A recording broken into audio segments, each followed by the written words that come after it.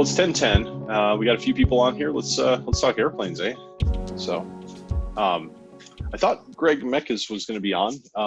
He was going to talk through his fuel system. I know you kind of went into it a little bit last week. There was some interest in that. I did see. I don't know if you guys follow the experimental aircraft channel at all. And disclosure, I've known Brian for about 2 years, and just a nice guy. He has this YouTube channel, and he's interviewing people and doing shop tours and different things. He's a nice guy. Does a good job of it. But anyways, in there, he just released a video yesterday with Airflow. I'm going to forget the company name.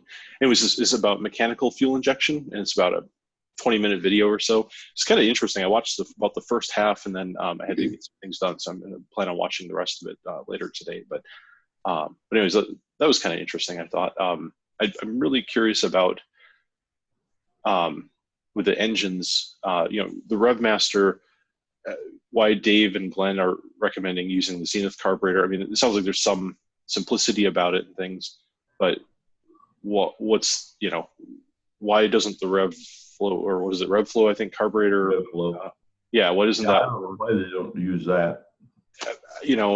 So there's some of those questions. I think some of them have been answered before. I just haven't done the research because I'm not really at that point. But I'm interested in that kind of thing. And why Zenith? Why not something else? Why not a Kaiden or Kubi or some other brand of carburetor that has similar characteristics? And I'm not recommending those. I'm just saying I'm curious about the research that was done and why they settled on that carburetor.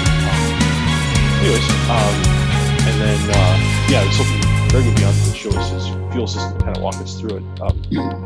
He's a pretty... Any updates on the CX5 in the last year or two? There doesn't seem to be a lot of downflow of information, and I'm sure Dave's been busy with the 7. My plans are several years old, and I don't know if they've done any real updates in the last few years. I don't think there's been much. So I came in about 2 years ago. So here, there's an advisories link on, looks like 2015 is the last advisory listed on the website. And I think Dave's is pretty good about keeping that stuff up. I can share my screen here and look at this together here quick. But yeah, this is the last advisory on the Thatcher CX4.com. It probably find out if there are any other changes. But like I said, I got my plans in would have been early, or it would have been late 2017, I suppose. And I have not had any updates since then. So I take that to mean that they're pretty solid. So, and I mean, Glenn's flying the daylights. The price of what it is for. I'm sorry. Has Dave released the price of what it's going to be for the 7 updates? If you already have the 5 plans, I have not heard. I think there. Glenn had said that there was a release for those, but I haven't heard what the price is. I don't know if he'll just send them out for free, or if there's a $50 or $100 or something. Somebody asked that question, but I haven't seen anything published. Yeah. Give him a call. That question was asked and answered on groups.io. I don't know the answer. Was that Ellen? Yeah, I know it was asked in the last probably 2 or 3 weeks, but I don't honestly remember seeing an answer. Let me. There was an earlier question. I don't remember the number. My apologies. Yeah, no worries. Let me just take a look here while we're talking here. Let's see, where's our search here? Usually I just through my email. So I'm trying to absorb so much that if it's a 4, I just set it aside. If it's a 7, I just set it aside, and trying to get smarter on my first airplane. Yeah, let's just do that and see what we get. Okay, here we go. Those of you who bought CX5 plans as a means of starting early on a CX7, please contact me regarding CX7 plans. That's April 27th. It looks to be the most recent. Oh, these are not, okay, these are relevance, not by date. So let me switch by date. 6.7 build.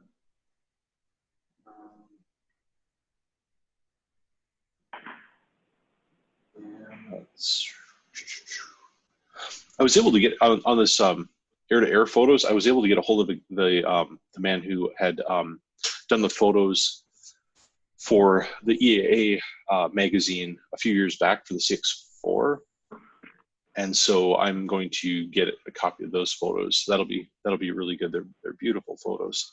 Let's see. Yeah, I'm not really seeing.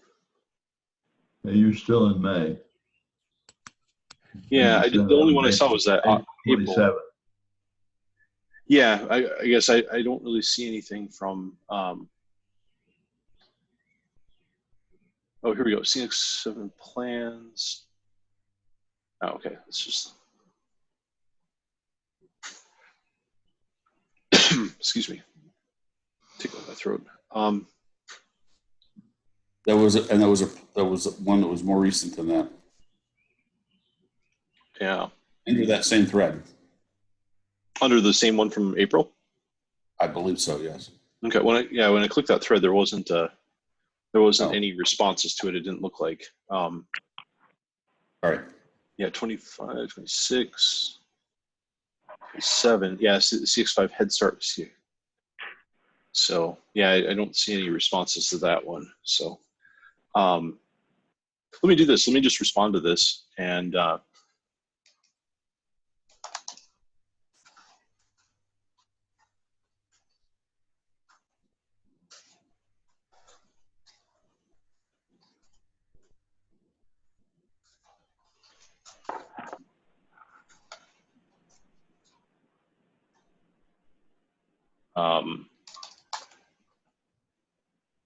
Yeah, I mean, that's the word I would use. For previous CX5 owners.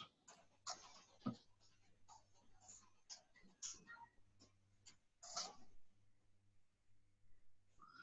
right, there we go.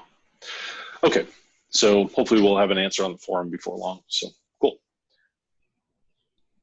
So, yeah, Martin. So I hope that kind of, I mean, to some degree answers, but yeah, it'd be worth getting a hold of Dave again to see if there's anything else. I think one of the things I started thinking about after I said, well, you know, the last one is 2015, is that I want to say it's Todd something that manages this website for Dave. And I believe he has not really been doing many updates. So it could be that there are updates, but they're just not listed. So yeah, Todd Reed, he's in Wisconsin here. Okay, yeah. But I know he's been busy with some other, I think he's kind of an IT guy as well. And he's been busy with things. So anyways, as we all get, so cool. So any other topics of discussion, questions, thoughts? I don't know. I'm still looking, hopefully, before I need to buy an engine, to find somebody other than RevMaster, but I'm probably the wet blanket on the whole RevMaster thing. But the guys down in Brazil at Moto Rav, Okay.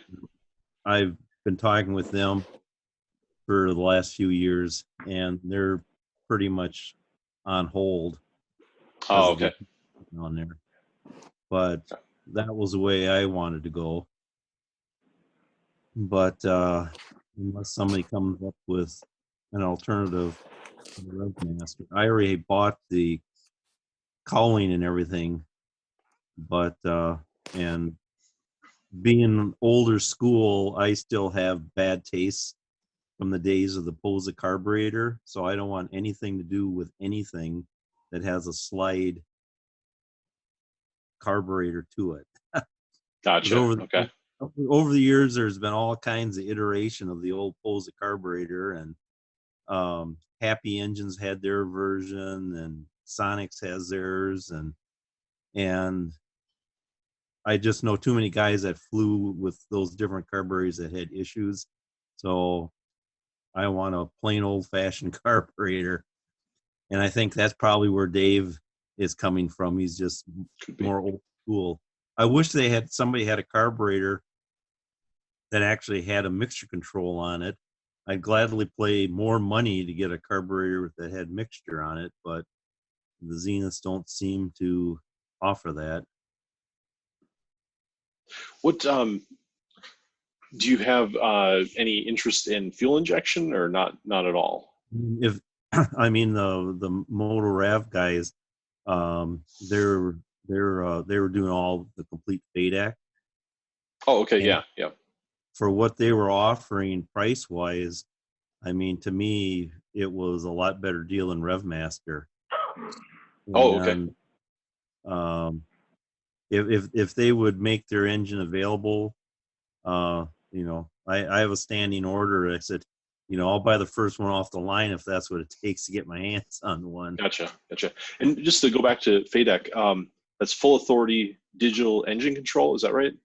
Something like that, yeah. Okay, because it's basically it's a fully computer controlled engine. So it's ignition, fuel injection, timing, Right. that kind of. Well, maybe not time. I guess it depends on.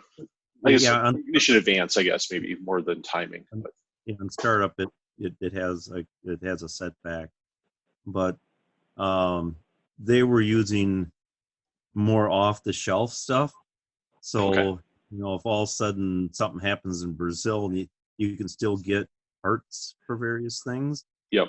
RevMaster seems to have everything is proprietary and it's custom made as they need it. Mm-hmm. And after what Glenn went through, and I talked to Joe, you know, it's just like, I don't know. I just don't get Ralph. I mean, he's a hell of a nice guy. I mean, I've talked to him in person and no problems there. But Joe, depending on what day of the week it is, he can get kind of persnickety. Gotcha. And so I don't know what's going to happen when those guys are around, but yeah, I don't have any. I've never had any issues with them, and you know, other than you know, stopping at their booth a few years back, but that was before I got into this Thatcher stuff. So, do any of the dune buggy people have fuel injection for the VW? I bet you they do. I would think they would. I bet you. I mean, I don't know how to get a hold of them, but probably just Google them.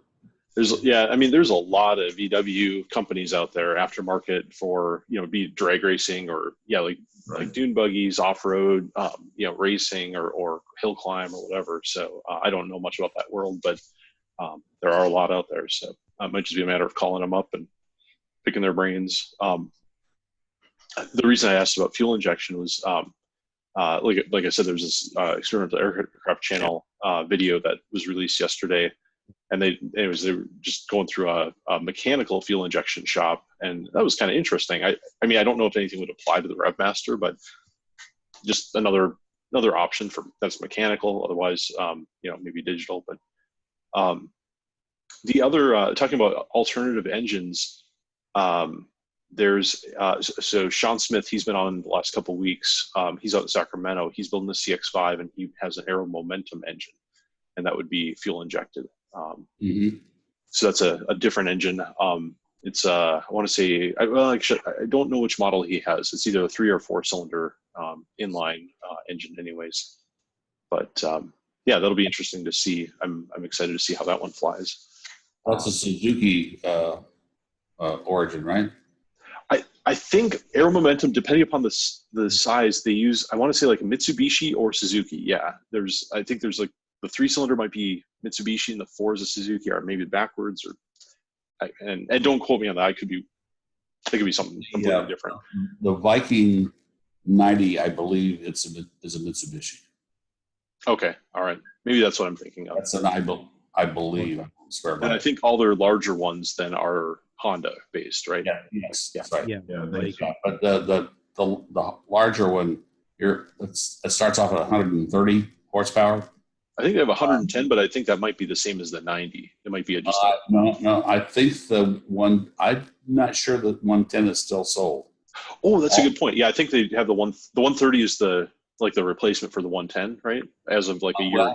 All they were talking about on Facebook, and we drove down there some X months ago, and all they talked about then was the 90 and the 130. Okay, gotcha. I've considered the 90, but Yeah, Viking uses used blocks. Aeromotive doesn't. Well, used can include talking to him down there, and I realize he's an acquired taste, the owner. Anyway, it's a nice way to put it. Anyway, enthusiastic. Got to give the man that. Anyway, used can mean it the car had 5 miles on it and then was in a crash, that sort of thing. So, his salesperson, whatever I want to say Alyssa or Elaine. Yeah, I think Alyssa. She had a video interview about a week or so ago, and she was talking about it.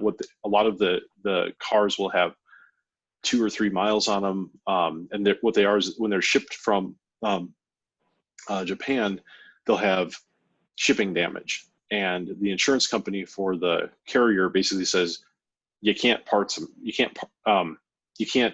fix them and resell them, because that would be a used car. Then you have to scrap it, and so they scrap them and parts them out or something, I guess. I might have that a little off, but yeah, it sounds like that's where they get the majority of them. They have like one source they get them from, and but to your point, I think some of them are, maybe rear-ended or something, minor damage, but they're scrapped for some reason. But, and they do a run-in of the engine before they ever ship it. So you've got that. So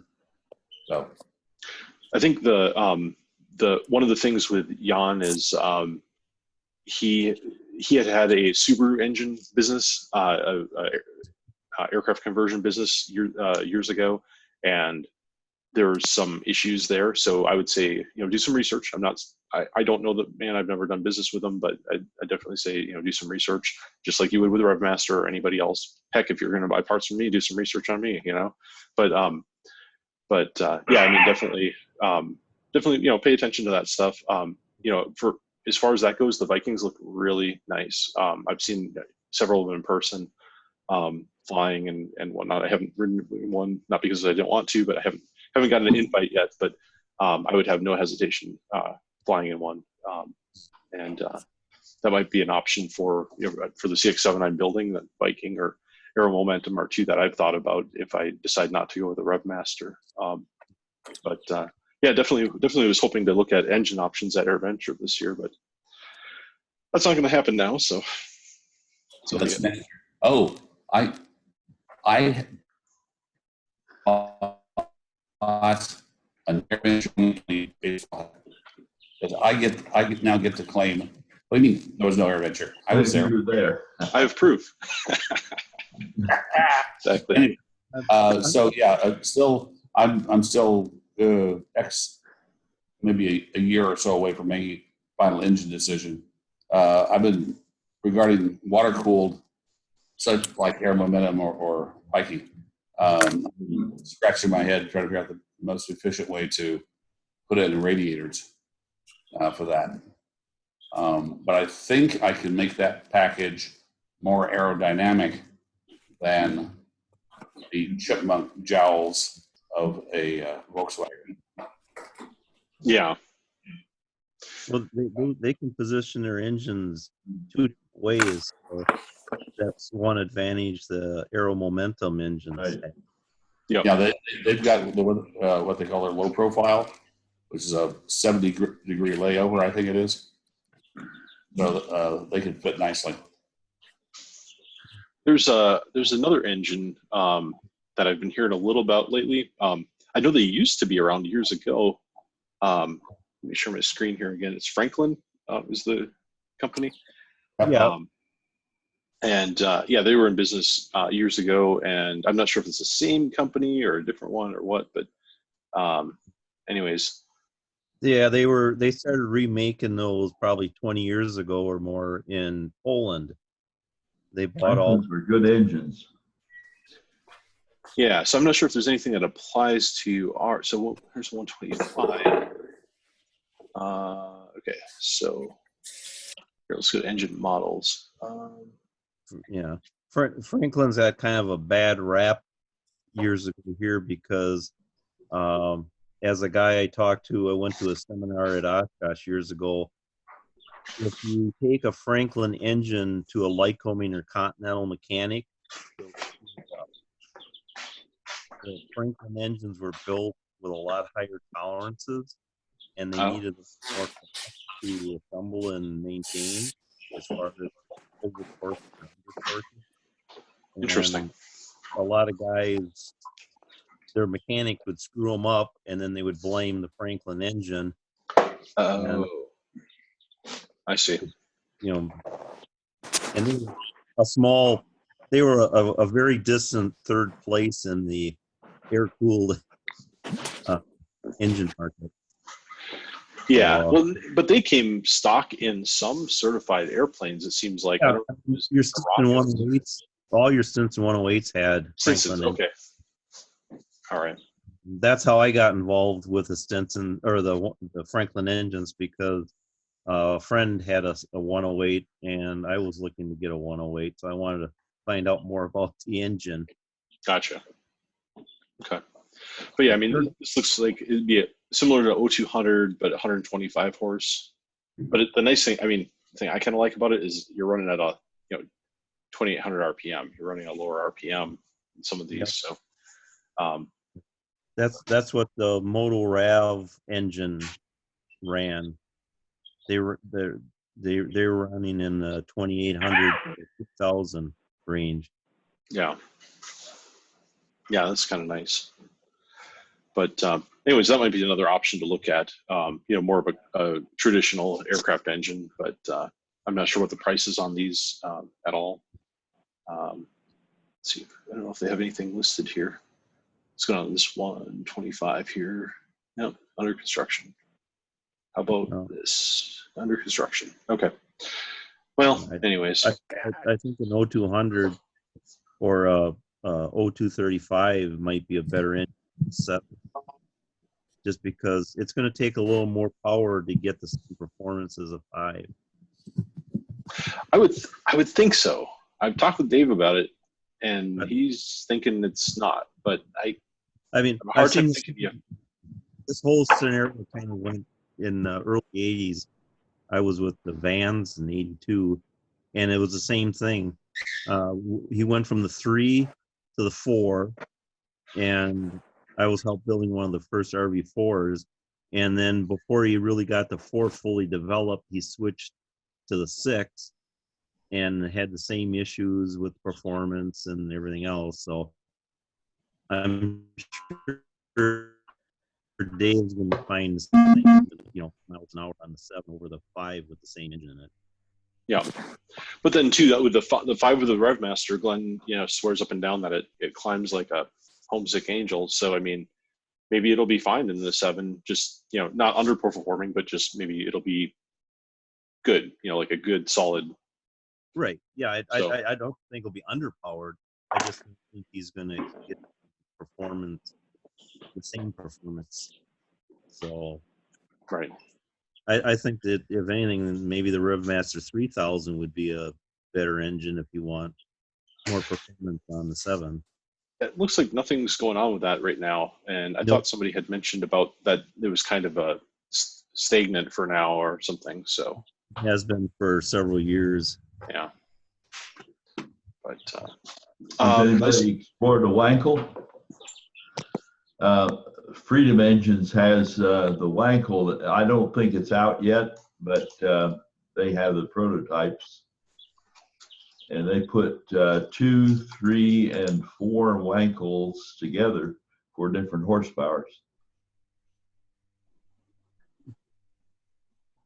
Interesting. Is this Rotary engines. This must be it, right? Yeah. Engines. Here we go. Yeah. I wish I would have kept track of how many different engine people came in and have gone in the years I've been going. Gosh, God. Yeah, no kidding. Well, they were into diesels at one time. For sure. Let's see. There was a guy. His company was Z. Began with a Z. He had these little rotary diesel engines. Came to Oshkosh every year. Never saw one fly or never even saw one run. Yeah, there was kind of a big to do about that one, right? So I don't know if the guy finally retired or what the deal was, but he was optimistic. He was, next year. There was also a diesel Delta, if I remember right. Yes. Only ever saw pictures. Well, I was at Oshkosh years and years ago, and they had a booth there. Oh, okay. Okay. And I think they had two different sizes of their diesel. They were some European company. Right. Yep. They're out of Europe. Actually, those little Warner radial engines are kind of cute.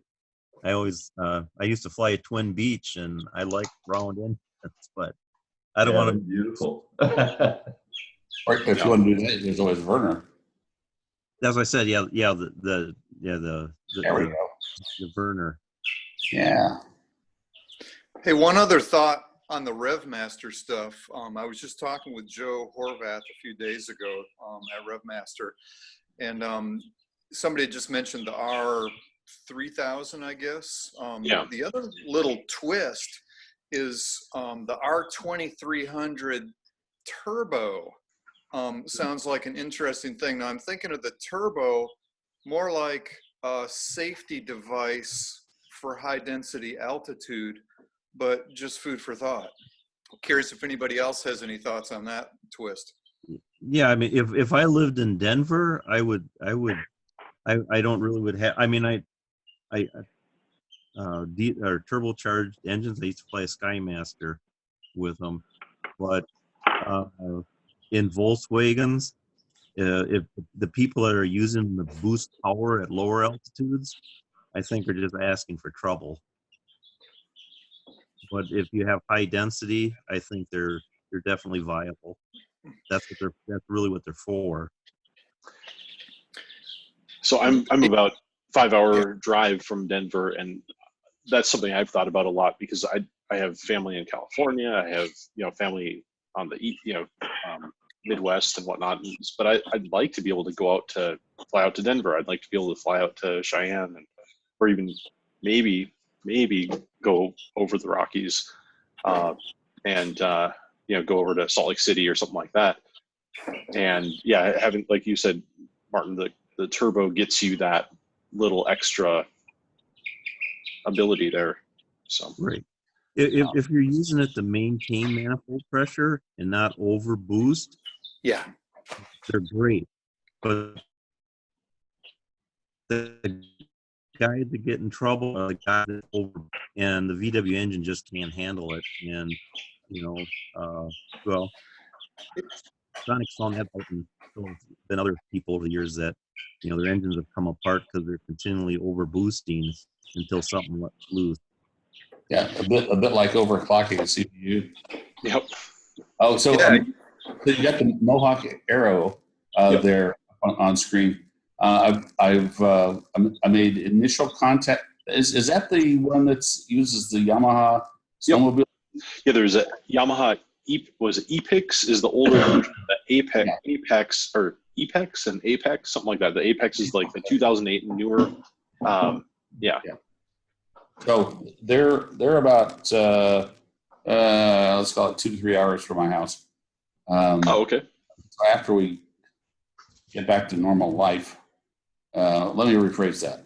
I am back to normal life. The rest of the world isn't. Anyway. I'll second that. The bars are open. The bar. Well, in your neck of the woods, they are, Martin. When these folks get back to normal, I'm going to go pay them a visit someday. Cool. So I'll do what I can to, if anybody wants to send me questions to ask them, I'll be glad to make that part of the interrogation. Yeah, that'd be good. Yeah, I appreciate that offer, Al.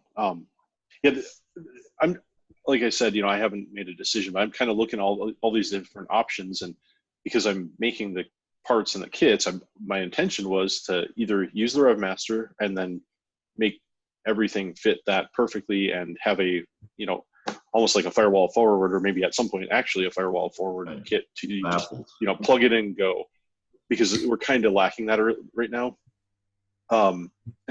Or the other option was maybe give an alternate engine option for people who, like Martin was saying, just looking for a difference, or maybe a little bit more horsepower or something like that. So I did reach out to Mohawk, and I got some information from these guys. And so that might be another way to go. I don't have a horse in the race or anything. I'm just kind of keep my eyes open. Well, there's two different schools on that, because like Zenith, they're basically firewall aft, and they'll offer several options firewall forward, which is nice for us builders. And then you have Van, who basically you can do anything you want, but I only support Lycoming engines, period.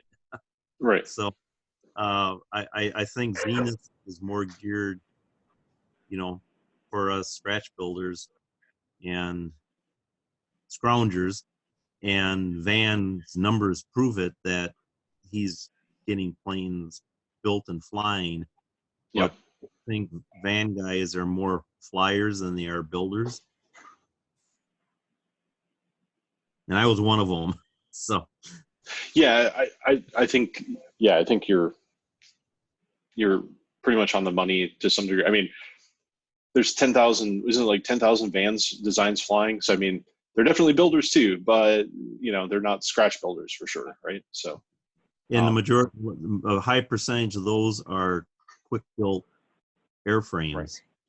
Right. And we have a guy right up the river here that he builds at least 2 RVs a year. That's all he does. He builds airplanes for other people. There's a guy that we camp with at AirVenture every year. Actually, I owe him a call, but he's down in Florida.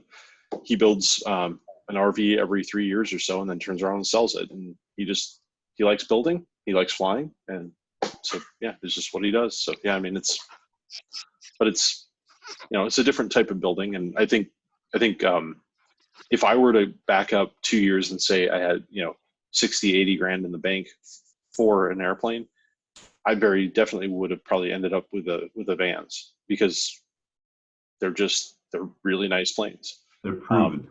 Yeah. Well, yeah. I mean, I think the Thatcher design is there. It's good. It's the CX7 obviously isn't proven. The CX5, I feel pretty comfortable with it. With Rob Flood's flying, Glenn's had 500 plus hours on his. There's a couple others that are. So we just had someone have their initial flight the other day. So the 5, I think, will be there in another 2 years or so. We'll have a good maybe handful or 10, 12 flying. But yeah, it'd be nice to have a kind of a. If you do it this way, we can you just order these parts. Here's the manual. You put it together in the sequence, and there you go. Now you're done, and now you can go flying. Right, and that's what a lot of guys are looking for, or gals. Yeah. They don't want to scrounge for parts. They just want to give me tab A into slot B, let me build, and I don't want to spend a lot of time researching stuff. Yeah. Do you think the CX7 would have big enough to put a Corvair engine on it? Might have to add some weight to the tail, but I mean, I would think it would be doable. Yeah, you might not need to move the tanks in front of the wing spars if you do that, right? Yeah. Or bring the engine back closer to the firewall, shorten the cowling. Yeah, shorten the cowling a little bit. But since it's broader than the 5, that may make it a bit blunt aerodynamically. So, I'm not sure how that would play out. Increasing power, but increasing drag. Well, Zenith has a lot of Corvairs flying on their planes, and Yep. also SPA has on the Panther. They're using Yeah, Corvairs. SPA, Panther's a beauty. yeah, SPA has kind of zeroed in on the Corvair as their power plant of choice. Yeah, he works with William Wayne and or William Wynn that does the Corvair. Right.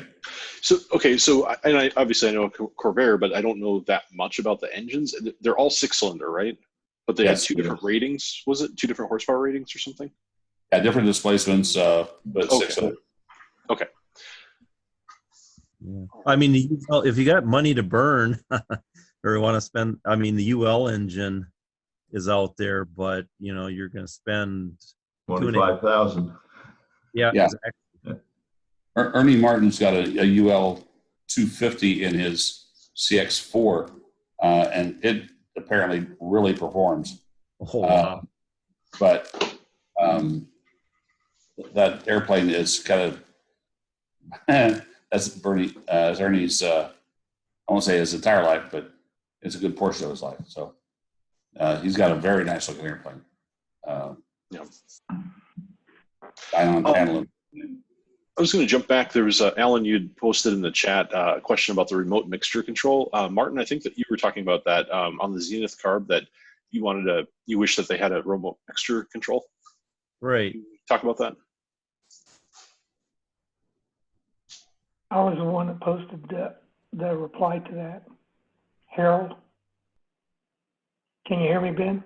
Yeah, I can hear you, Harold. Okay, I was on I had a teeny while I purchased the CX4 half built, and the teeny group had a remote mixture control, and what it was is a cable came through the firewall, connected to the bottom of the Zenith on that T-bar. First, the carburetor had to be set up for normal like it is in the instructions, but in flight, you could do about a half a turn either way with it, depending upon if you were going to high density altitudes or something like that. Okay, so when you say remote mixture control, you're just saying into the cockpit. Yeah, it was a knob. It was like your push-pull for your carb heat or anything else. They brought it through, and you could rotate it 180 degrees either way, and Okay. They splined it in on that T-bar at the bottom of the Zenith. Okay, so it's more of a vernier control on mixture rather than something full up. Yeah. Now the problem they had with that, just to make sure that everybody's aware of that, is that fiber washer, whatever it is in there, you get about 15, 20 hours out of it. The guys in Denver, stuff like that, they got about 15, 20 hours, and that thing started leaking a little bit. Sounds like a bad plan. Well, it was the grommet inside that brass fitting I posted around the shaft. I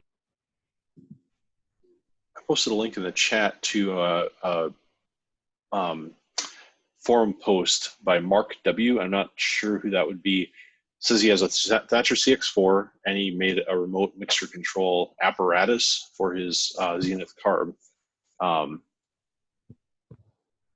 It'd be interesting to, I don't know if any of you know who that would be, but might be worth asking on the forum, on the Groups.io forum. Yeah. Early on in the CX4, like 10 years ago or more, there was somebody that posted some pictures, and it might be the same person, but yeah, it's not a true mixture. It's not like you can pull it for, idle cut off or anything like that. Oh, I see what you're saying. Yeah, it's more just a like a needle valve type thing. Right. You can Gotcha. tweak it a little bit one way or the other. Yeah, 5% either way or something. Yeah. Okay. Okay. Interesting.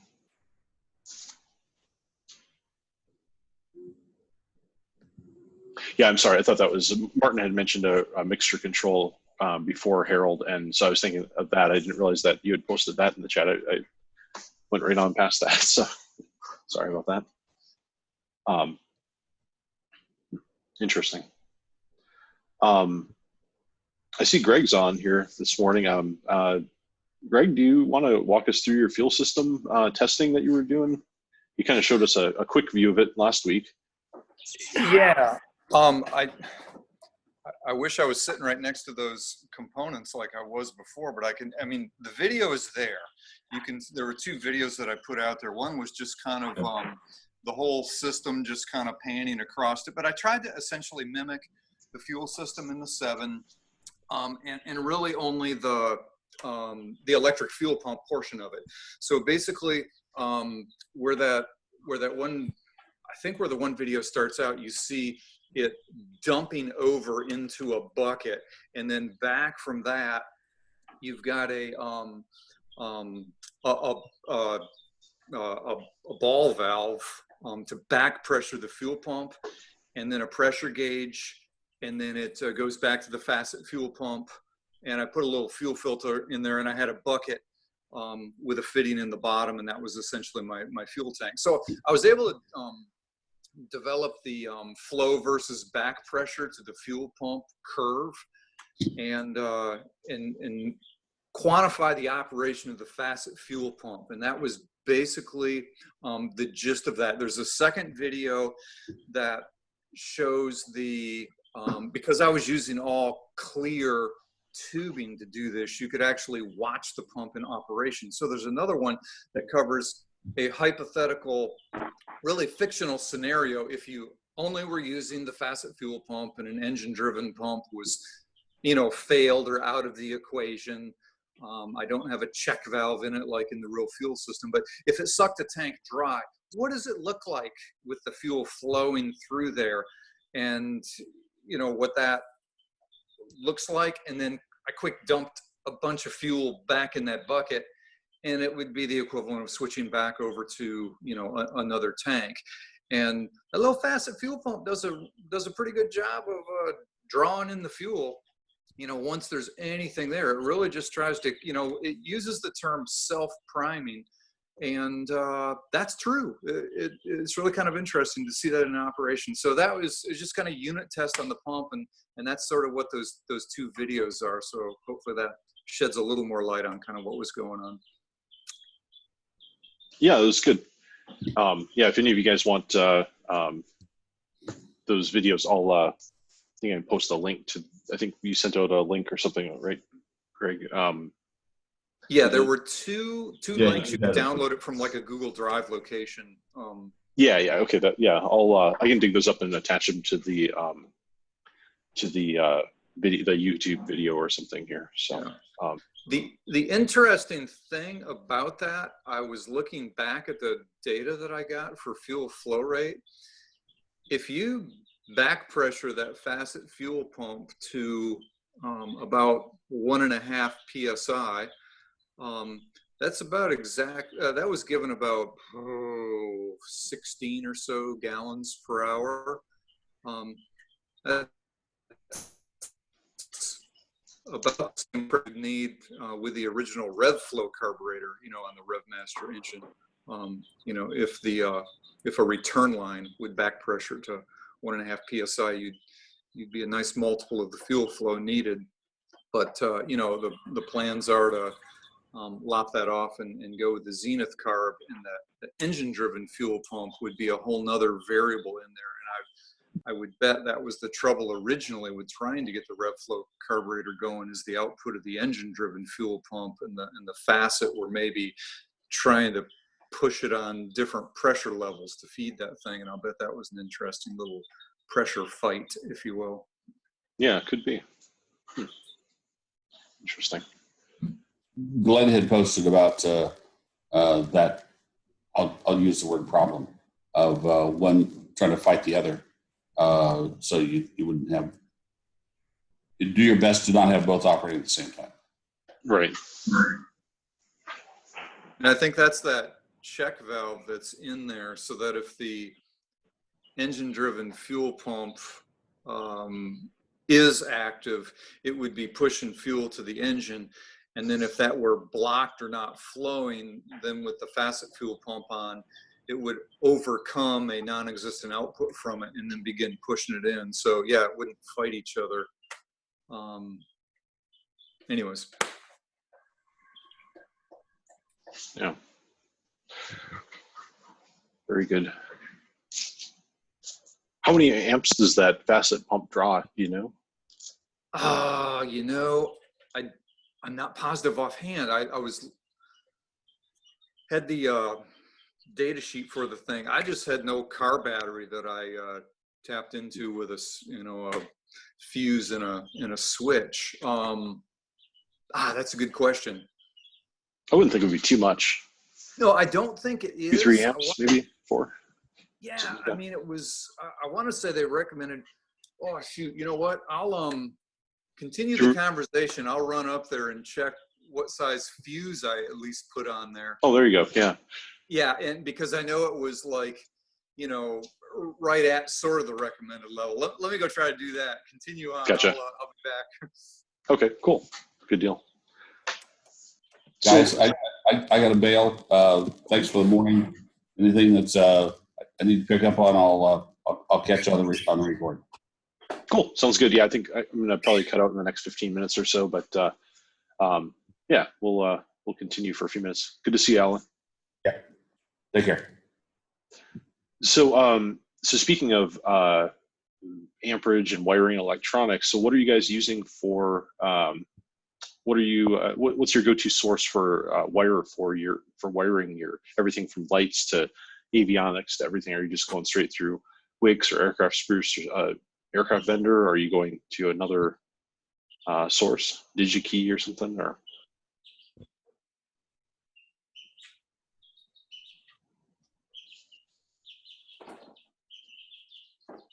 crickets? Okay. No worries.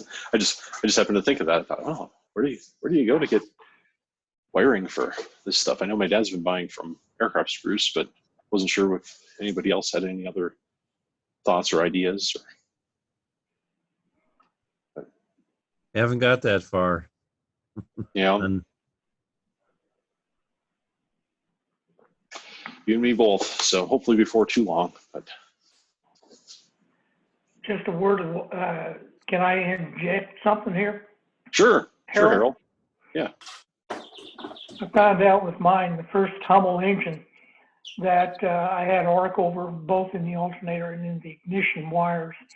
So I had to get the shielded wires and rewire my airplane for that radio interference. And Spruce was the major supplier at that time. Now, I'm sure that there's other people now that have got it, but if I can recommend anything going into that Thatcher, since we don't have shielded ignition wires, ignition wires itself, that you use shielded wire when you replace it. Good plan. Thanks for that, Harold. I see Greg's back. Yeah, it was a 3 amp fuse is what I had in there. And, Okay. It recommended something in the. You kind of broke up there for me, Greg. I heard 3 amp, and then they recommended, and then I didn't hear anything else. Yeah, and I said they recommended something in that neighborhood. Okay. So that's at least in the ballpark. Was that a slow blow type, or was that one of the regular fast blow automotive type, or? It was an automotive. It might have been a slow blow. It was kind of whatever I had, to be honest. Yeah. Okay. Fair enough. Yeah. All right. Well, cool. Thanks for that. That's good. Yeah. So the only other thing I had that I thought I'd at least bring up a little bit is I was talking with my dad a little bit about what our EA chapter can do. There's a lot of us that go to AirVenture every year and camp out together, probably about 10 or so of us. And this year with AirVenture not happening, what can we do to still, do something kind of fun? And So I'm thinking maybe we can, there's like the Strategic Air Command Museum is over between Lincoln and Omaha. And so I'm thinking we might try and go there as a kind of a group outing. I know that Denver has some museums. Wichita's, about 5-hour drive away or something, but maybe we can do a weekend outing. Wichita has a few aviation museums. You guys think about doing anything like that with your chapters or local aviation friends? I think we should go over to Oshkosh and take a group picture under the brown art. There we go. We should all buy hats like Alan did and go stand there. AirVenture 2020. So, but, You could always Photoshop it. yeah. Hey, I just posted the amperage for the faucets over there in the chat box. Okay. Yeah. Here we go. 1.4 to 1.6 amps Okay. There we on go. all different models. Okay. Perfect. Great. Thanks, Rob. Did you see Pelton's comments about if there's not a vaccine question, whether there'd be a 2021 Oshkosh? Yeah, I read the summary of that on the AV web, but I haven't watched the interview yet. Did you watch the interview or no? No, I was just reading some of the printed comments. Yeah. Well, Well, we can't have school for next year, so can't have Oshkosh, I guess. I think they're mutually exclusive. Yes. Wisconsin's open for business. The bars are open. Why can't we fly in? I don't know. There you go. So yeah. So, oh well. So what are you guys up to today on your projects? Making progress? Wrenching? I'm waiting for some aluminum to come in. Oh.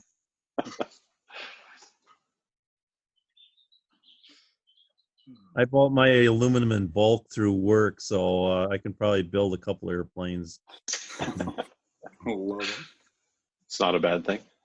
Well, when you're shipping 4x12-foot sheets, you're paying for the physical size. So whether you have 20 sheets on a skid or 40 sheets on a skid, it's about the same price. Wow. Yeah. Yeah, it's better to amortize that shipping costs over more sheets than less, and make sure you have plenty. So, There was a comment somebody made about the rib, the stabilizer rib tip, or tip rib, I should say, changing on the forum. Was there some change in the 7 versus the 5 on how the later rib tips are made? So there's that 032 rib out at the end that has that 2-something pound lead weight Counterweight. thing. Is that the one? Let me pull up the. It was like the number 4 rib. Yeah, there's that S4 and then there's that S5 rib. Let me pull up my blueprints here and share. Let's see. Are we looking at the 5? You're talking about the 5 or the 7? Or well, both? I wasn't sure by the way it was posted, and that's what got me thinking if there's been other changes because. So this is the 5. Let's see. S4. Which one are we looking at? S7? S7.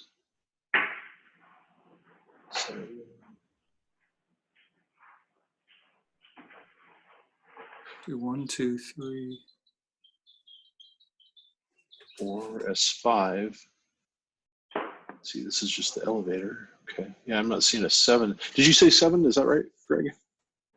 I thought it was I wanted to say 4, I think, is that one at the end of the horizontal stabilizer, and then 5 is that wingtip one.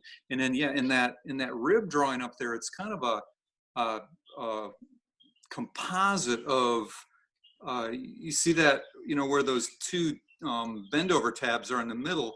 but just to the left of that and above, it gives that S5 rib thing that goes out sort of almost to the end. Yeah, but his pictures he was showing was the S4 rib. He wasn't showing he was in the elevator. He was just showing the stab, and he said something about having to recut the F4 rib, and I lost what he was talking about. Oh, you know what that might have been was if you look at the forward spar in the horizontal stabilizer, it's 60 inches long in the 5, and it's a full 106-inch long on the 7. Let me pull up. Let me pull the 7 print up next to this here, quick. And, yeah, they're supposed to be the same. So why? Why? Let's see. Let's see here. Let me go back here, and I will pull up the stabilizer and elevator. Yeah, Martin, there's a few differences.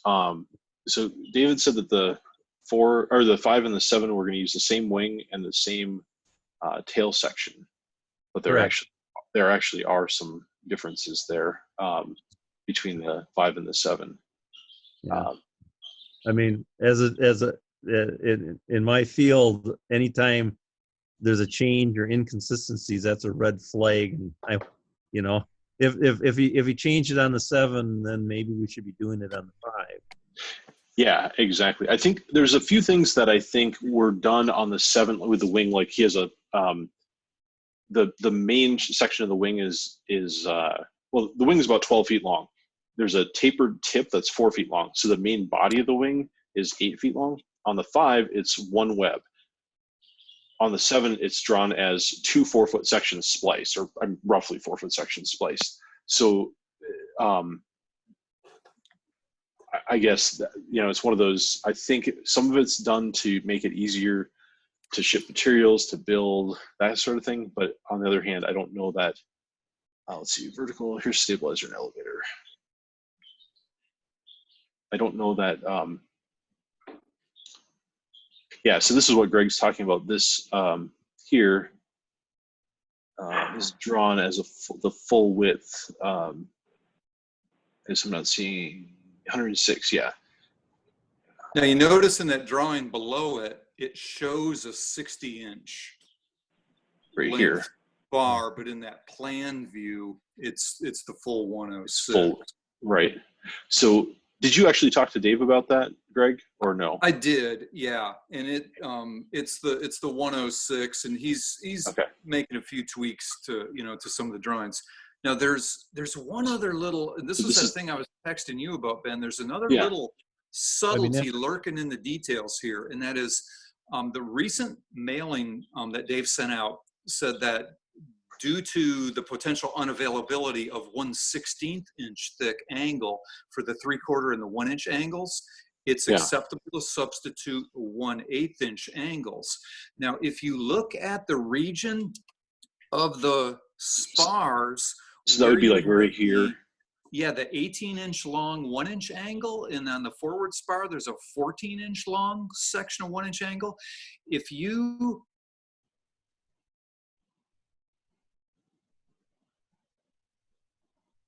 accumulate those materials in 16th angle, you get yourself into the position of needing a -4.5, the 5 being that grip length for the rivet. Now, when ordering rivets, you get the 44s and the 46s, but the 45, you almost have to go to a steel. There's like I forget the specs, like SSP, but there's no BS.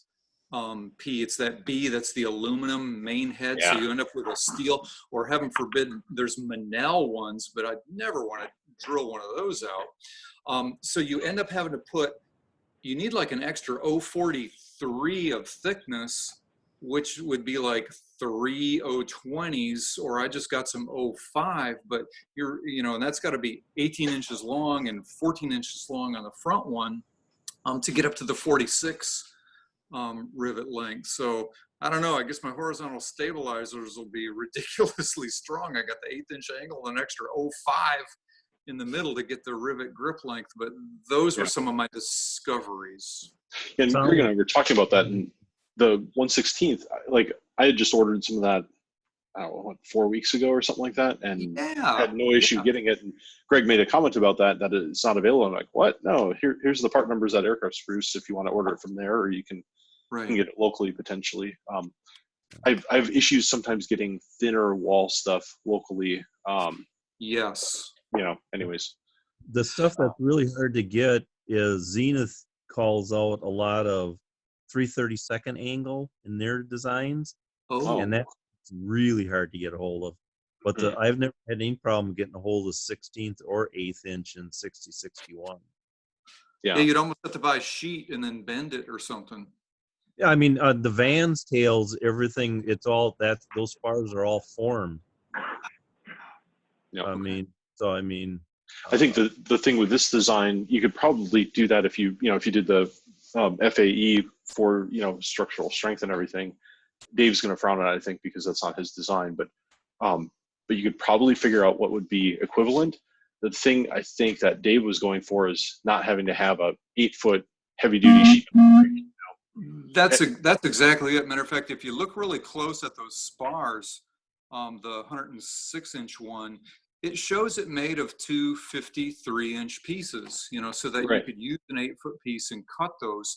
Now, I had the ability to get 1/8 inch thick angle, but I just bought a 10-foot piece and ran 10 minutes down the road and went and picked it up. So I'm solid all the way across on that. Yeah. Well, this one, it shows 53-inch spar caps, but then the web it says specifically do not splice. This is on the CX5 drawing, right? But I don't know why I would do a 53-inch spar cap if I have to do a 106-inch spar web.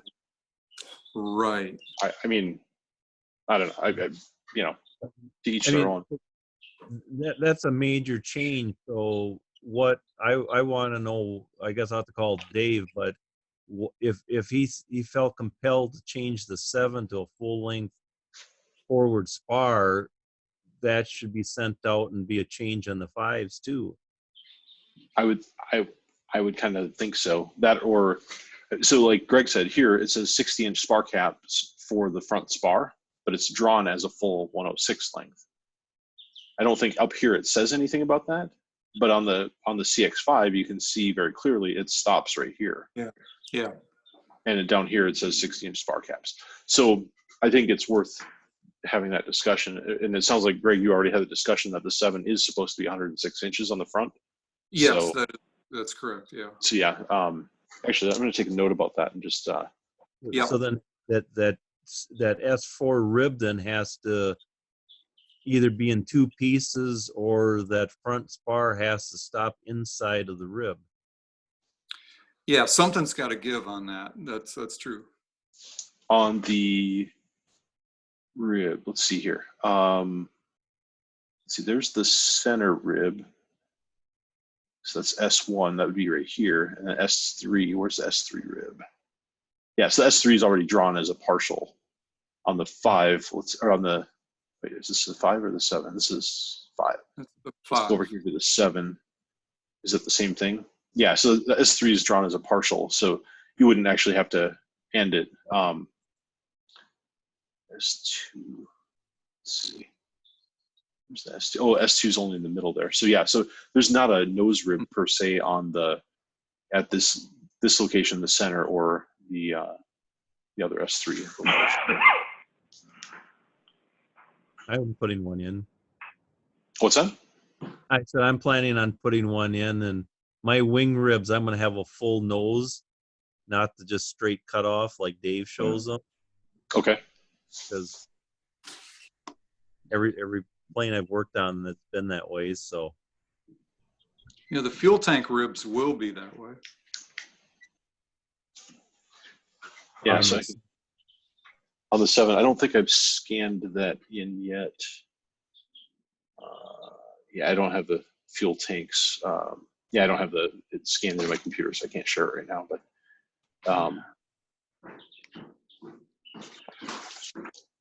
yeah. So,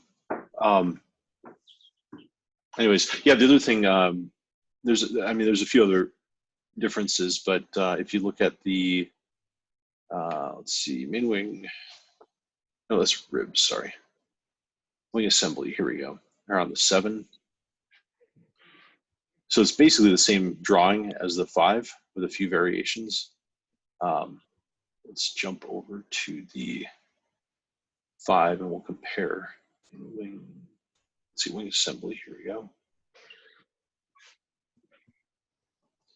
So see on the 5, this spar web is this 032. So it's 032 first off, and then it's a full 95 inch, or 95 plus the taper. Or no, I guess that is the end of the taper. Right. Okay. On the 7, it's still 95 inches, but it's 2 48-inch webs, which tell me how 48 plus 48 equals 95, or as drawn an inch shorter than 95. But anyways, but yeah, Does he there's have a splice there, and it's 040. Did he put an overlap in the web? Oh yeah, that's right. Yeah, there's a 4-inch 032 overlap plate on one side only. But again, I don't. Or yeah, here's the 2-inch. Wait, 4-inch. Oh my god, overlap plate. Yeah, so there's a plate that overlaps as 4 inches, and then the actual web overlap is 2. But I think, I guess I haven't talked to Dave about that, but my preference would be to do that as a 8-foot 040 single piece web. I did talk to him about that exact thing, and why, it really needed to be 95, and there would end up being a 1-inch gap in the spar web when it hooked up. Yeah, and down here. For a split second, he was like, I don't know. He said, I'd have to think about that. And then he realized, oh, it's because I tried to design it for guys who could only get, the half length, stuff. And, you got the 2-inch overlap. And then, I told him I was planning on just using, a single piece all the way down there. And then, just make it the full dimension and not a problem. Which, another little interesting twist on it that I thought about later is that if you didn't change it to 032, you could actually have a single 040 piece all the way down through the wingtip, but whatever. Well, that's one of the things that I kind of, so going from 040 to 032, if you have a splice plate on the backside, now there's a 0.008 of an inch difference in height there, right? So the forward face of the spar cap angles to me is a 0 plane, and then I work either aft or forward of that. right. So yeah, I mean, technically you'd have to, when you have that, you go from the 1.5 by 1.5 tapered 3/4 inch angle on the main spar to that 3/4 inch tip cap. Yeah, there's a slight step, but my spars, I didn't taper down to 3/4. I only tapered them down to 1 inch because I didn't like how you ran out of room for the bolts going to the spar, to the ribs, and the outer ribs. So I didn't put as much taper on my spar.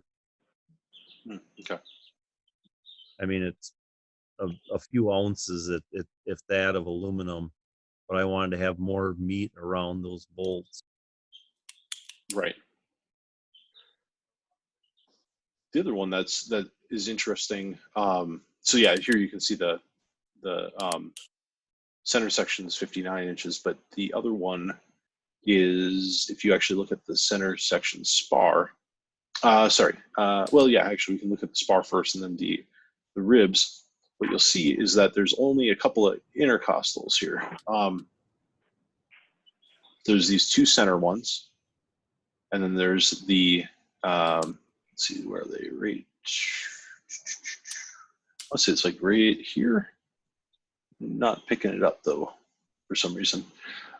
Anyways, there's Oh no, I'm sorry, down here. Yeah, I think there's holes for another one here. Oh, and this is incorrect. This drawing is incorrect. So Dave's, I think, sent out a corrected one. But anyways, yeah, there's only a couple intercostals. What you'll see is when we look at the center section ribs. Okay, let me go to, let's see, wing assembly. I'm gonna try and structure. The drawing that shows the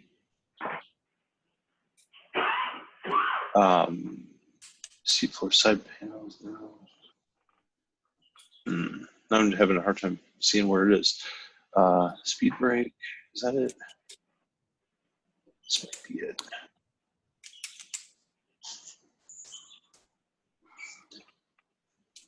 Yeah, this kind of shows it. This isn't what I was thinking of, but so here's the center section. Let's see here. Spar web right over here, right? So this would be the rear spar, center section spar. And this that just shows the locations. Let me center section spar ribs. Yeah, okay, yeah, here, this is what I'm thinking of. So if you see, there's a flange here. Let me zoom in a little bit more. There's a flange on the front of this. So these ribs are riveted directly to the spar on the center section, which is different from using intercostals like on the CX5. So I kind of like this, but it's just a difference. So Yeah, well, the RV4, you riveted the flange on the rib to the web, and then you still had the angle that was bolted between the spar cap. okay, That was riveted to the, so I mean, you had like doubled up, you know, it took all the compression loads between the upper and lower spar cap. right, yeah. Yeah, so I think with this, there's 4 intercostals on the center section over 59 inches, so 5 feet or whatever. But the wings look about the same as on the 5, where there's intercostals for all the ribs, so both sides. So, but anyways, just another difference. So,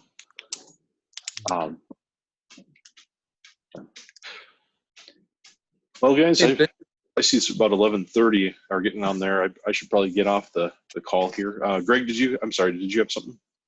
Yeah, just one other subtlety on that horizontal stabilizer I wanted to point out to you if you were going to have a discussion with Dave on a couple of those things. Yeah, let me pull that back up here if I can find it again. I'm not finding it. You use solid rivets, the lengths aren't as big an issue. Okay, on the where it down a little bit lower there, where it shows the over to the right, it's the Cross section. S1 rib fold line. Fold line. Let's see. S1 rib, center rib bend line right here. This that bend line. You Okay. see where that goes behind those 1-inch angles? Oh yeah. Okay. All right. Yep. It's got to be in front of it. Yeah. S1 rib. Yeah, because otherwise you'd have to have that splice. This would have to splice here, right? And it specifically says Exactly. You could sneak it in behind the splice, and that's what I was rattling around in my brain. It's like, did he really want that splice so he could stick that middle rib behind there? But then it's only you need a spacer. Yeah, exactly. Yeah. Because it'd only be behind one of them, and you'd have these little micro offsets all over the place. Yeah. Okay, interesting. Let's look at the CX5 and see what that one shows. Oh, good point. Let me see if I can find this one in here. Let's see, stabilizer. I just saw it. Here we go.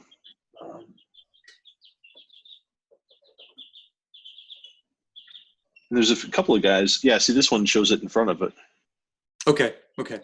So yeah, on both sides. Yeah, I mean. Yeah, if you're going to talk to him about it, that's another little subtlety. Yeah, I think. I mean, that's one of those. if you can't splice the web, then you can't put that behind there, right? Yeah. But that little tab would only be behind one of them. It'd be kind of wonky, just a little bit. Mm-hmm. So just to make sure I got this right, he's saying that on the 5, you can splice the web, but on the 7, he's saying you can't splice it? No, neither of them. They both specifically say do not splice. The angles, but what about the web? I don't know, it says to splice the spar caps, which is the angle. It's on the web. It specifically says do not splice. That's backwards. If anything, you want to have the angles continuous, and you splicing the web is not a big deal. Splicing the angles is a big deal. That would be my thought as well. But when I'm making these, my intention is to have everything be solid one piece. I need to talk to Dave about this to verify it, but I see no reason to splice it there. Riveted too, by the way. So mine will be a little lighter and a little stronger, but that's just me. I don't see why you would want to. I said that before. Like, why would you have 53-inch spar caps, splice those, but not allow you to splice the web? He's only thinking of not having to get over 8-foot pieces and the shipping cost. Right. But if you still have to do I suppose if you have a 020 web, you could have that rolled. 020. Yep. Fair enough. You can even roll 40 thousandths. It's just that they have to roll it in a bigger diameter. But still, if you roll it in even like a 2-foot square box, that's a lot cheaper. Cheap. Yeah, I've never had 032 or 040 rolled. It probably can be done. Like you said, the bigger the diameter, the easier it is to flatten it out after the fact. So, but and I get it. You need to get a 12-foot sheet. I've never done it in the 8-foot. Mm-hmm. Gotcha. But yeah, interesting. Before we end up, I think just a handful of, I think they're quick answer kind of things. Cool. Could I buzz through that real quick? Yeah, let's do it. Just in no particular order. Does anybody know, does the Zenith carb, is that set up easily to instrument it for a carburetor temperature piece of instrumentation?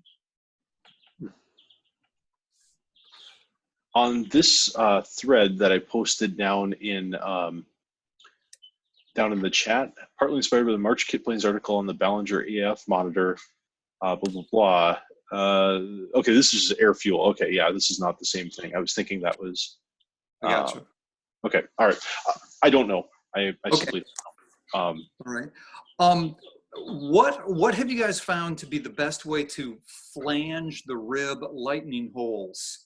Of course, one option is buy all your ribs from Ben and they will magically come the right way. I prefer spending about $2,000 on the Mittler Brothers 3-ton press and the dies. That's what I did. For Dave, us mere mortals, however. Could you ship that around? Right. No, but you're very welcome to come here and use it. Seriously, if you guys ever want to use any of my tools, you're more than welcome to come out here. But I was going to say what we started out doing on the very first set of ribs that we did before we saw the light. We used Dave's method. I think it's in the CX4.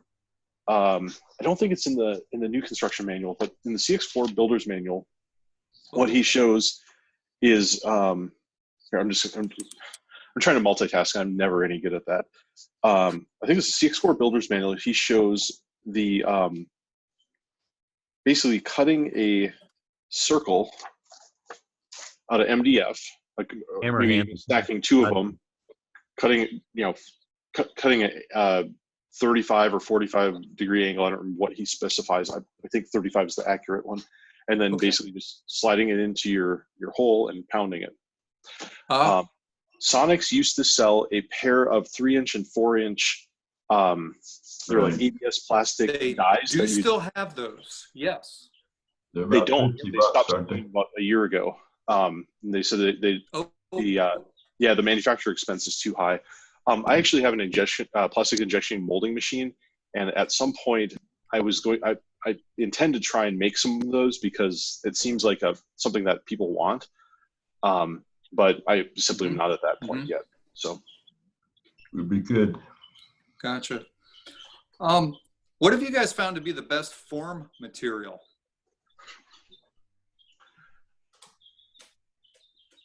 On that, I would honestly, I would recommend MDF for doing one set of ribs. If you're going to do multiple sets, then you're probably better off going with although your price gets substantially higher, going with one of the UHMW or whatever, the ultra high molecular polyethylene, one of those plastic. Those will last a lot longer, and they're easy to machine, to hand saw and stuff compared to aluminum. But yeah, MDF, honestly, we've done 3 sets of ribs off of one set of form blocks, I want to say, and they're the thing we did now in the third, I think we've done 5 sets total. The last couple sets anyway, Norm and Sean both got sets that were I actually machined 1/8-inch aluminum plates to go on the MDF, so the bend radius is held, and it just tightens it up and leaves a much flatter rib. But yeah, MDF it's affordable, it's easy to find. At least around here, the building centers, I can get a 4x4 sheet, which I can handle by myself because it's really heavy. I can handle it by myself without having to involve somebody else. And the cost of 2 4x4 sheets is exactly the same, if not even a penny or two less than a 4x8 sheet. So there's no issue with going with a smaller sheet. But yeah, use 3/4. You can also coat the edges with epoxy, and that'll make them a little more durable. There you go. Yeah. Somewhere I read that you can use corian from a kitchen counter scraps. Somebody that makes kitchen counter get their scraps and make it out of corian. Yep, like the sink cutouts. I read that too, Rob, and I have not used that. I looked for it for a while, and I just gave up and went with MDF. So, yeah. But yeah, I mean, like I said, we've done quite a bit of bending, ribs and bulkheads and stuff with MDF, and I mean, for being in production with it, it's not the best material. I need to just go to a straight aluminum form, or the polyethylene. But for now, as I'm getting everything locked down and growing my business and stuff, it's an affordable approach. So yeah. Do you use a router to put the radius on it for the bend? Yeah, so there's a few different ways you can do that. So you could do a what do you call it? The flush trim bit with a corner round radius. Yeah. Yeah. So that'd be one way. The other way, just simply filing it, that sort of thing. So there's a few. I mean, there's budget options. One thing that I've done is because I'm doing machine work and stuff, I have a lot of different chamfering tools and stuff. So I use a Noga knife to get a radius on that. It's used mainly for doing a deburring operation on steel or aluminum, and you can it has a curve to it, and it's a nice radius. So yeah, if you're careful on it, that works really good. So but and then the last one I had was what have you guys found to be the best strategy to transfer shapes from the drawings to the aluminum to cut it out?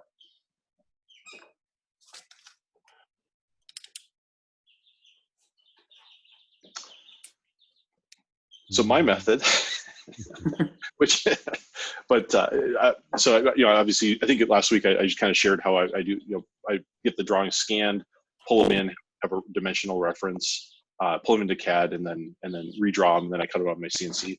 But honestly, I think you should be able to go to an office center and get copies made, and then.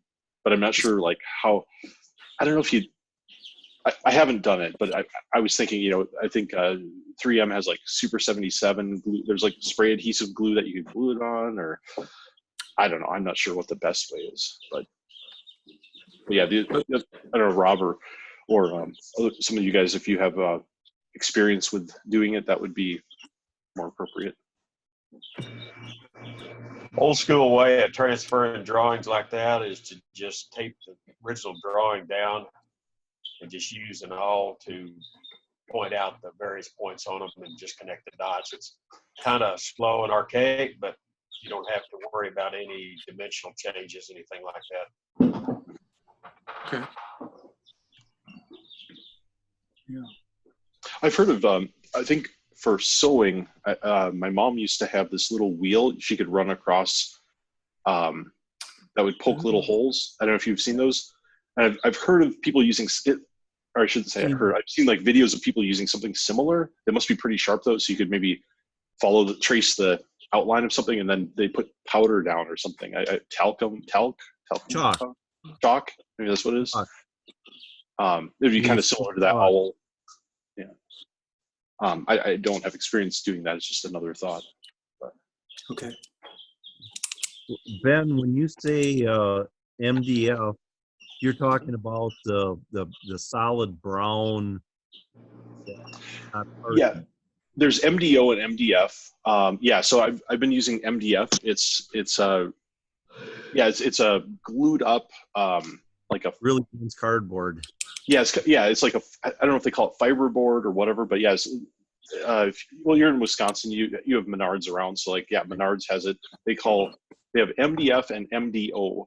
MDO is supposedly a much harder thing, but it's about double the price. And it's also a little more water resistant, which may or may not matter depending upon if you're doing this outside in the rain or not. But like a radio alarm table.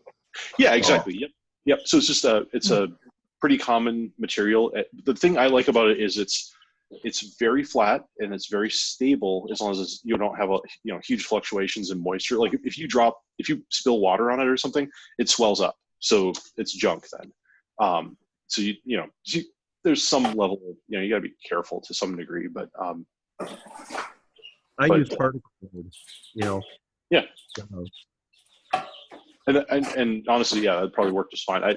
I just read a bunch of stuff and they said MDF, and so I said, all right, MDF, let's try it, and it works really good. So I've seen other websites or other postings, and guys say they're using MDF with pictures. Yeah, the pictures are particle board. Yeah, exactly. Yeah. So I think people get the two confused. Yep. I think it's one of those, like, it's like Kleenex is a trade name, or it's a brand name, but it's kind of more of it just covers, Puffs or whatever, generic brand of whatever. But yeah, it's kind of the same thing. You use the brown stuff. Yep. So yeah, here, I'm sharing my screen here. I can pull up some pictures probably here. So let me scoot this over and see if I can. I use the same particle board to use for underlayment when you build a house. Oh, okay. Yeah, like OSB type of stuff. No, not OSB. No. You're using stuff, but it's like heavier. It's like bigger. So chipboard. Yeah. Yeah. Sounds right. Let's see here. Sorry, this is just all my photos for everything. You see my son in there a lot. Yeah. So like this is the stuff I'm using. So you can see I have a surface on my CNC router here that's just it's what do you call it? It's junk. Every once in a while I'll just surface it and clean it up. But yeah, this is what MDF looks like.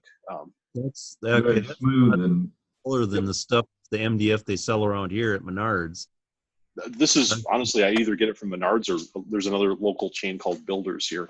So it's the same stuff. So yeah, if I let me go to Menards website and I'll pull this. Whoops. Oh, this stuff on Home Depot is yeah, kind you of probably get there too. Yeah, Home Depot or Lowe's, either one they have. Yep. I use it for bench top. So yeah, so when I go to get it, it's usually and they do have, like I said, MDO. Yeah, it's 25 bucks for a 4x8 sheet, or it's a little bit over 4x8, 3/4 inch thick. So, and then yeah, they have MDO as well, which is, like I said, it's about double the price though. So it's, let me move this over here. Let's see here.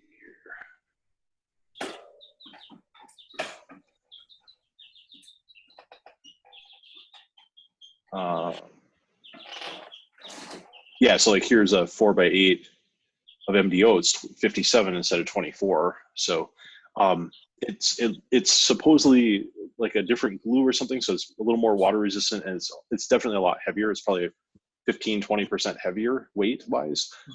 But honestly, like the stuff like I said, this stuff, I mean, it holds up pretty darn good. I can bend a lot of stuff over it. So eventually I hope to get to the point where I'm either backing this up with aluminum, which is what we've, I probably have some photos from a while back. We cut new, let's see here. I have a bunch of things going on here. Oh, our pre-coronavirus trip up to, we went up to the South Dakota to the Mount Rushmore, but we went to the museum, aviation museum, trying to think what it was called. Here we go. The South Dakota Air and Space Museum. So that was pretty fun. Anyways, let me scoot down here. Here we go. Yeah, so this is what I've done most recently is these are 1/8 inch plates, and these are going on top of the MDF rib forms. And that just, so I sandwich it between these plates and then MDF on the outside of that to get the thickness so you can bend them over. And and honestly, the ribs coming off there are dead flat. They're wonderful. So we don't really have to do any tweaking. Otherwise, I end up doing, if we just use MDF, I end up using some flanging pliers and doing a little tweaking to get them perfectly flat. But yeah. So let's see. I was going to see if I could find any other interesting photos in here. Here's cutting the firewall out of my CNC router. It works surprisingly well. I hadn't done any steel on there before, so it was kind of fun. Galvanized steel. Galvanized steel, yeah. So it's thin. It's the 22 or 26 gauge, I want to say. So it's like 17 thousandths or 20 thousandths or something. So it's really thin, but yeah, it cut fantastic. The only downside was there were a lot of burrs from it. I should have used probably a 4-flute end mill, but it's 1/8 inch and I didn't have any around, so I used a 2-flute and it kind of chattered a little bit and left some burrs. But let's see what else I got. Oh yeah, here, this might be interesting to you guys. This is my jig for drilling spar caps. So basically I have these push-pull throw toggle clamps, right? Yeah. So I put the angle back to back and then touch off my center point in the middle here, get this lined up, and then just throw the toggle and I can drill like nothing. It's kind of wonderful. So I just punched out a big drill template to do everything at once. Oh, okay, yeah. It's like a spar web, only it's a piece of stainless steel, and then I have all the holes for the spar caps and for anything else that I can figure out. And and really, what you could do is you could create, like, say, a 2-foot long template that has the 1.5 spacing or the 3/4 inch spacing for your rivets. But then as far as the intercostal bolt holes, that'd be a different thing, I guess. But yeah, anyways, so this is my dad's plane. So are the bars, are those the same between the 5 and 7? The intercostal bars? I'm sorry, you broke up. Tie the two spars together, tie the outer panels to the center section. Yep. I believe they're the same. They should be.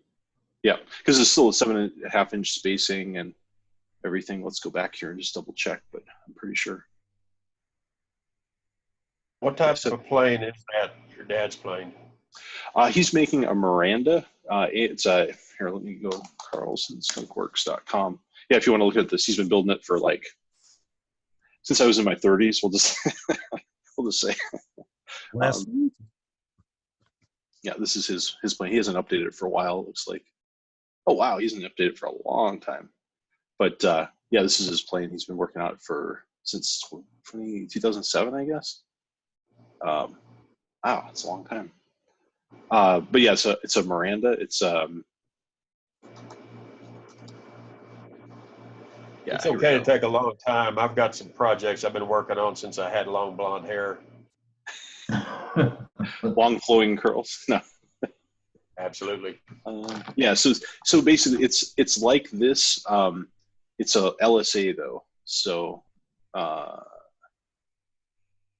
okay, it's not the replica, I guess. I didn't realize that was an eBay link. Funny. Okay, yeah, here's EAA's site photo. But yeah, it's a high wing, 2-place side by side, all wood with fabric covering. He's putting what is he putting in it? C85, I want to say. It's a Continental, and yeah, but it's LSA. So the 14, the S14 is it's not LSA compatible or capable or whatever. It's too much weight, and so they redesigned it a little bit smaller, a little bit lighter, and that's what he's building. So yeah, kind of a neat design. So anyways, all right. Well, I should probably get scooting, guys. I got a center section spar to put onto the CX7 fuselage frame pieces. So that's my goal for this early afternoon. So cool. No, Anybody else have anything or? Nope. All Thanks for setting everything up. Good section. Yeah. Thanks, Ben. Yeah. So yeah, I'm hoping to. I wish there were about 40 hours in a day, but yeah, I'd really like to get it maybe more of a topical thing. I mean, this worked out great because we talked about different engine options. We talked about carburetors. We went through some electronics, fuel flow, that sort of thing. But it'd be nice to have a little more of a topical discussion, I think, because then But anyways, anything you guys want to discuss next week? I can see if I can get anybody. I don't know, maybe somebody who. I know last week we talked about the wrap, the airplane wraps, vinyl wrapping and stuff. I can reach out to maybe some companies and see if we can get them to drop in on here and answer some questions maybe in the next few weeks. Does that sound interesting? Or Yeah. Do you think we could twist Glenn's arm into like giving a 15-20 minute spiel on life and his neck of the woods and what he's? I'd love to. I'm surprised. Honestly, I'm surprised he hasn't been on. We did see a Glenn B pop on a couple of times a couple weeks ago, but yeah, I hope he joins eventually. I'm going to try and give him a call this week and see if he's having technical issues or if it's a timing thing or something like that. But yeah, it'd be great to have him on for a while. So. What would be interesting is if we could get someone, well, like Glenn, obviously, or maybe even Rob Flood, who, he's got a 5, it's finished. He's done a few little tweaks to it, like with the canopy attached, it's all nice and smooth. And, he would have some really interesting lessons learned, I would speculate. Yeah, that's one of those. I think if we said, hey, could you give us, kind of a walk around of your plane, then especially if we get on some of the builders like Sean or Norm who are actively building, they could say, hey, I see you did this that way. Why did you, that sort of thing, kind of pick little bits and pieces. Why did you do that? Or, hey, I'm having this problem. What's the solution? Yeah, that'd be cool. Oh, that'd be gold. Yeah. Let me reach out to him. I've had a couple of exchanges with Rob in the last week or so. So just via email. So yeah, let me see if we can get him to come on. But does this time work for everybody still, or you want to try and do a weekday or evening thing, or I don't know. I'm always worried about excluding some people because the timing doesn't work, especially like, we had the gentleman on from South Africa a couple weeks ago, and people on from Australia last week. So any thoughts on that? Or Well, when it gets more into June, July, August, a weeknight would probably be better just because people have more stuff going on the weekends. good point. Yeah. Maybe we can do a Tuesday or a Thursday thing or something. So okay, cool. Yeah. Good deal. Years ago, Van used to have, depending what part of the country you lived in, he had like 1 hour blocks for the East Coast, Midwest, Mountain, whatever. And Okay. you call in different times. And this is back in the days when you still had long distance charges. Well, Van was so cost sensitive, some people say cheap, that he actually wanted to make sure that it didn't cost his customers any more than he timed it so that you'd get the after hour rates. Oh, the evening rate. I kind of remember that. Yeah. Right. That's cool. Just how long ago it was. Yeah, that's all right. The truth of the matter is you should probably just use your best judgment and let us know when it is, and we'll do our very best to be on it. Yeah. There's always going to be conflicts, Yeah. myself included and everybody. Yeah, that's true. Yeah, I think, Saturday morning for me, I try and get up early, get a few things done, house wise, and then, get out in the shop. And so then 10 o'clock rolls around. It's like, okay, I got to run in the house. And, it kind of breaks up the flow of getting stuff done. And it was about 9:45. And I was just about to clamp up the center section spar to the fuselage thing. I'm like, whoops, I can't get started on this yet. I got to wait until afterwards. So, but yeah, so if it works for you, Ben, then just keep it the way it is. I think we will, at least for a few more weeks, because it does. I mean, it seems like we've had a really good attendance. I think, No. yeah. No. So No, it should be more convenient to you. Don't worry about. I mean, it doesn't matter to me one way or the other. Well, I'm learning as much as you guys are, so I'm hoping to do a brain dump from what little I know, for you guys. But yeah, I'm learning and asking questions too. So this is yeah, it's whatever works. So all right. Well, guys, I think with that, we'll wrap it up here. Yeah, and post on the forum or shoot me an email or whatever if you have any questions or issues. Or I know Greg and I have been corresponding back and forth about different things, and so yeah, keep that going. And yeah, we'll have a good weekend. Keep building. Yeah, so enjoy. Thanks for joining, guys. Thank you. Have a great weekend. Have a good one. Yeah, you too. Bye. Bye, guys.